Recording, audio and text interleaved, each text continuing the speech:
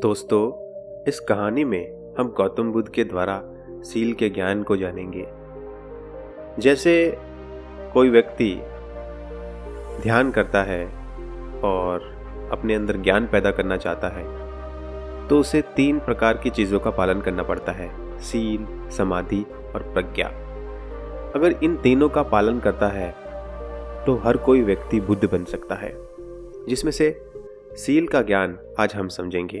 दोस्तों, सील पालन करने से क्या होता है?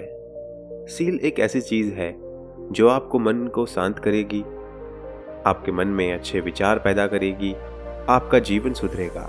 अगर आपका लक्ष्य ध्यान करना है तो आप उसमें जल्दी ही प्रगति करने लगेंगे। तो इस कहानी को पूरा अंत तक जरूर सुने। एक समय गौतम बुद्ध विशाल भिक्षु संघ के साथ कौशल प्रदेश में भ्रमण के लिए निकलते हैं। एक जगह आयुष्मान आनंद ने बुद्ध को मुस्कुराते हुए देखा। आनंद सोचते हैं, बुद्ध के मुस्कुराने का कारण क्या है? तथागत बिना कारण तो कभी नहीं मुस्कुराते हैं।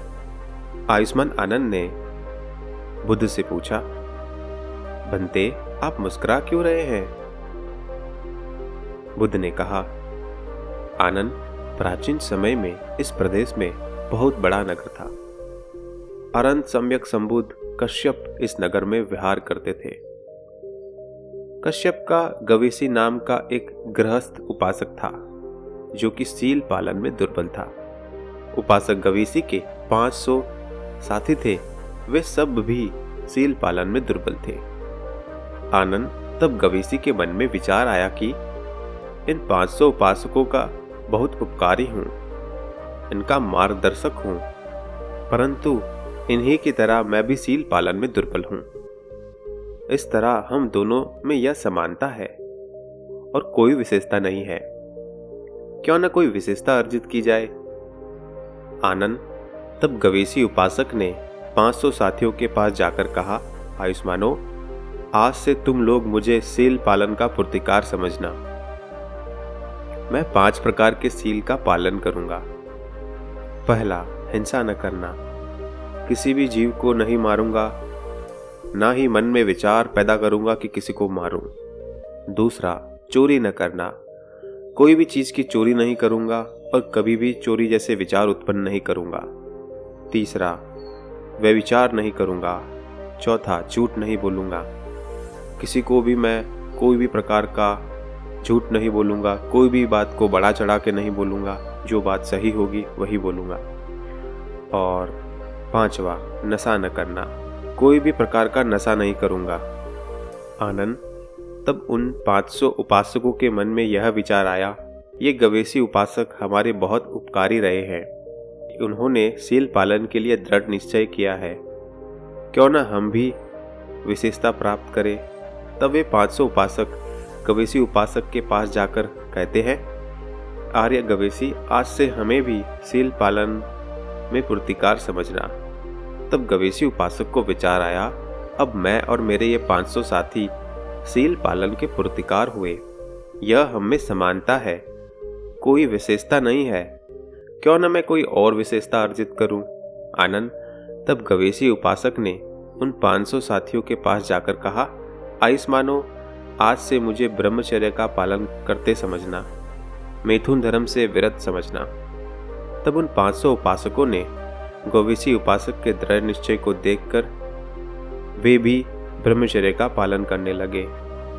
गवेशी उपासक तथा उसके 500 साथी ब्रह्मचर्य के पालन में समान हुए। गवेशी उपासक के मन में चिंतन आया, हम दोनों में ये समानताएं हैं, अन्य कोई विशेषता नहीं है। क्यों न मैं किसी अन्य विशेषता को अर्जित करूं?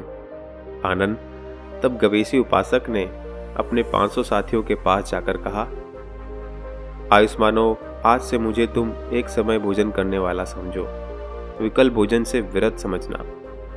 तब गवेशी उपासक से प्रेरित होकर उसके 500 साथी भी विकल्प भोजन में विरत करने लगे। तब गवेशी उपासक को अपने तथा अपने 500 साथियों में एक जैसी समानता देखकर यह हुआ कि क्यों न मैं कोई दूसरी विशेषता अर्जित करूं। तब गवेशी उपासक ने सम्यक संबुद्ध के पास जाकर संन्यास प्राप्त कर लिया, उनके शिष्य बन गए, भिक्षुक बन गए। आनंद अप्रमादी होकर प्रयास करने से, यत्नवान होकर विहार करने से भिक्षु गवेशी ने थोड़े समय में ही जिसके लिए कुल पुत्र का त्याग कर बेघर हो गए, उसे ब्रह्मचर्यमय सर्वश्रेष्ठ पद को इसी जीवन में स्वयं जानकर साक्षात्कार कर प्राप्त कर विहार किया। उन्होंने जान लिया कि जन्म का कारण क्षीण हो गया है, ब्रह्मचर्यवास पूरा हो गया है, फिर जन्म देने के लिए कुछ शेष नहीं है। आनंद गवेशी भिक्षु अनंत हुए, कैवल्य को प्राप्त हुए, मुक्त हुए। तब उन 500 उपासकों ने आर्य गवेशी के भिक्षुक बन जाने पर अपनी दाढ़ी मूछ मुंडवाकर घर से बेघर होकर कश्यप बुद्ध के पास जाकर भिक्षुक बन गए। आनंद तब भिक्षुक गवेशी के मन में यह विचार आया कि मैं इस अद्वितीय विमुक्ति सुख को प्राप्त हुआ हूँ।